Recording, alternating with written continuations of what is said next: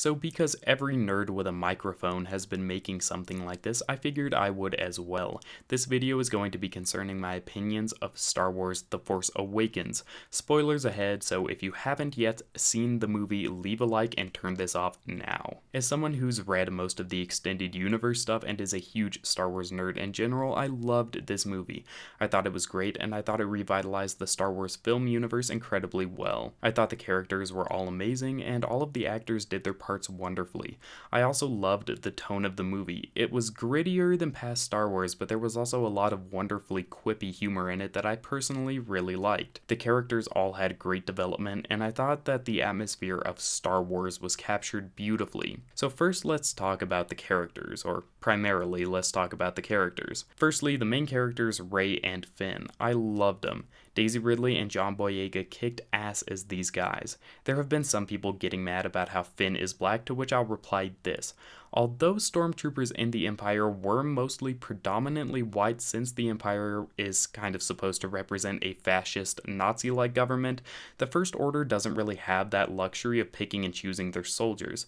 As we will learn in the film, Finn was taken at birth. This indicates to me that right now the First Order is kind of rebuilding and taking whoever looks healthy enough into their army. Also, canonically, stormtroopers have been of different races and have even been female in some circumstances, so it's a bit of an invalid argument. Finn's character brings the humor, and Boyega has a really impressive emotional range to his acting that made sure he brought drama and humor to the table perfectly. Rey was also a total badass. I loved it that she turned out to be the force sensitive of the two, since most people I knew thought it would be Finn. She gives no shits while also giving the perfect amount of shits. She was a total self-sufficient character, and I absolutely loved her because even though she kicked a lot of ass, she had a lot of fears and insecurities, such as waiting for her family that was never going to come, and those fears and insecurities added a lot of kind of unexpected depth to her character. The old guard, Carrie Fisher, Harrison Ford, and Mark Hamill also did amazing jobs. Harrison Ford did a great job of portraying a much older but only slightly more wise Han Solo, and Fisher's Leia played off of his character perfectly. These guys, including Chewie, stole every scene they were in. At the end of the movie, when Rey confronts Luke, the stare that Hamill gives Ridley was one of the more intense moments in a movie that I can recall recently. And then you've got Poe, played by Oscar Isaac, who is by far the most likable dude ever. He and Finn have this great bromance thing going on, and in my opinion, we see far too little of this guy in this film. He is supposed to play a pretty big role though, so we'll hopefully see more soon. The one character that I was really kind of upset by in terms of their handling was Captain Phasma, who got pretty much no screen time, and at the end was just sort of non-committally thrown into a garbage compactor somewhere, or trash compactor somewhere. I hope that they didn't just kill her off, because that would be total bullshit considering how much she was used to market the film. So I hope she comes back and is a super badass. And lastly, there's Kylo Ren. I've heard a lot of dissenting opinions about this, but I personally absolutely loved how Adam Driver played this guy. Absolutely loved it. I've heard a lot of people whinging about him taking off the mask so early, and a lot of people whinging about how he looks under the mask, but I loved it.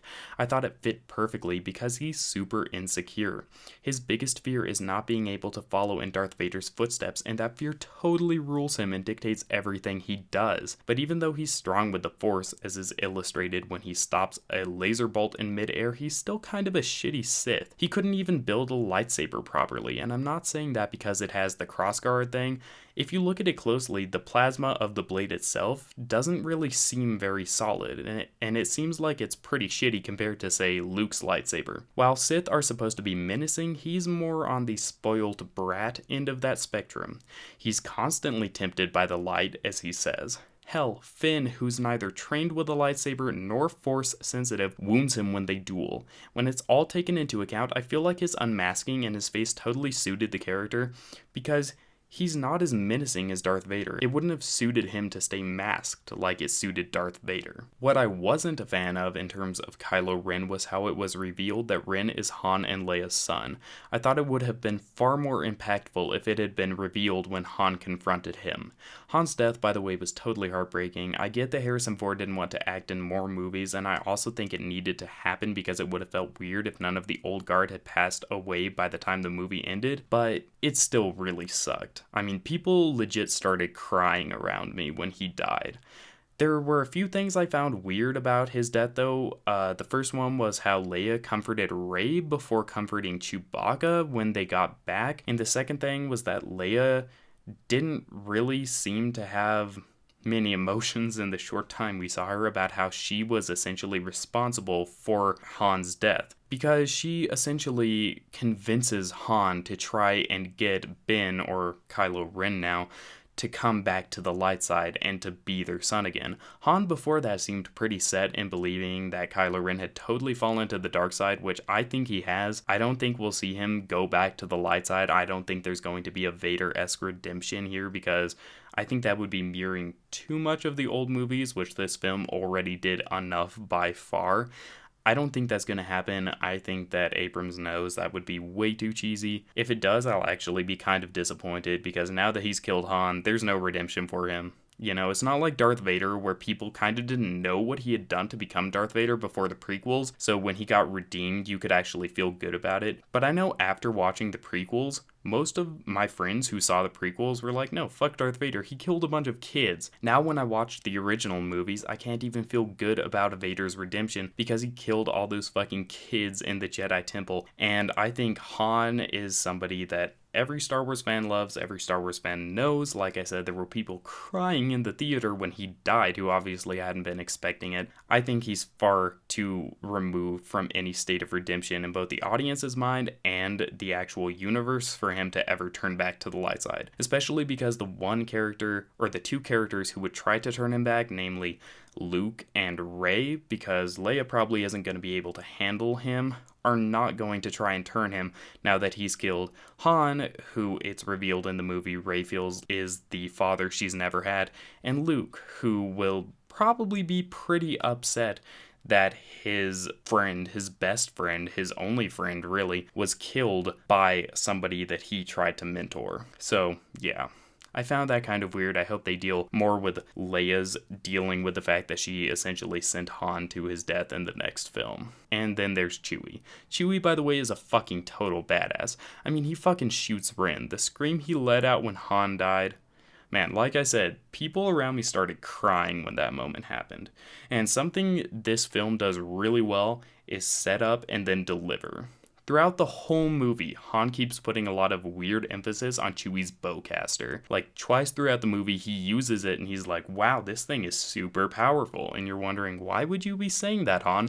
But then Chewie shoots Kylo Ren with the bowcaster and it wounds him. And it makes sense because we've seen Kylo Ren stop a blaster ball, but throughout the whole movie, it's kept on being set up that the bowcaster is like 3 times more powerful than a blaster ball. So when he shoots Kylo Ren and Kylo Ren actually gets hurt by it, it actually makes sense. They also do the same thing with Luke's lightsaber. Like, Rey has a lot of bad feelings about it, and there's this whole story built up around it. And then come time for the lightsaber duel, all of the flashbacks she had when she first touched the lightsaber kind of build into that duel. So I think the film does it amazingly, because the prequels had all deliverance and no setup, which was what was kind of shitty about them. One thing that people seem to be taking issue with is the fact that Rey completely whoops Kylo when they duel, but to me it makes total sense. For one, Rey has the superior weapon, as I mentioned earlier. Secondly, Rey is simply stronger with the Force. She's able to resist Ren without even knowing why when he tries to reach into her mind. Thirdly, Ren was already significantly wounded when the fight began, both by Chewie and by Finn. However, I do think it takes some menace away from Ren that he was defeated so seemingly easily once Rey just tapped into her Force powers. We find out that Ren was only half trained when he got kicked in the ass by Rey. True, but Rey is completely untrained, so if a completely untrained Rey can already take out a half-trained Ren, how is Ren even going to be able to compete with her once they're both fully trained? Speaking of which, I love how the filmmakers obviously did draw some on the extended universe. For example, the Rey and Ren conflict seems a lot to me like the Jaina and Jacen Solo extended universe story arc, which I'm not going to explain here, but you should look it up if you want to find out more, because they do mirror each other in a lot of ways. But I suppose the ultimate elephant in the room is the fact that the plot basically mirrors A New Hope. I didn't mind it, but I think that it ultimately comes down to personal preference. I thought it did a great job of easing us into the new cast by giving old fans something familiar to fall back on, and first-timers a classic Star Wars experience, but I can totally understand why it would feel rehashed or too easy to some people. But overall, I thought it was a wonderful movie, and I would highly suggest watching it if you like Star Wars. More video gamey stuff on the way. See ya!